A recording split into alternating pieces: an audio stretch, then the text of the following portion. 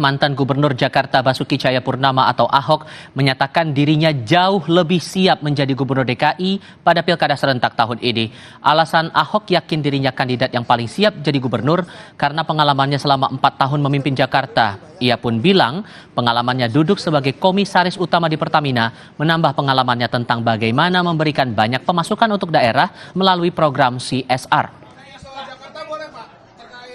Kalau enggak ada tata kota. Jauh lebih siap ketimbang dulu. Ini Oh iyalah, saya sekarang jauh lebih di tempat lain, Pak. saya jauh lebih siap jadi gubernur sekarang karena udah lewatin sekolah Makobrimob kan saya bilang.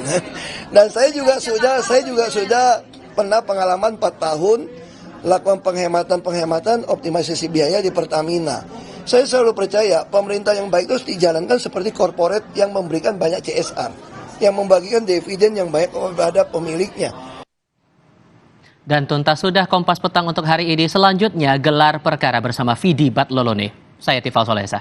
Dan saya Dilu Puspa, terima kasih atas perhatian Anda. Sampai jumpa.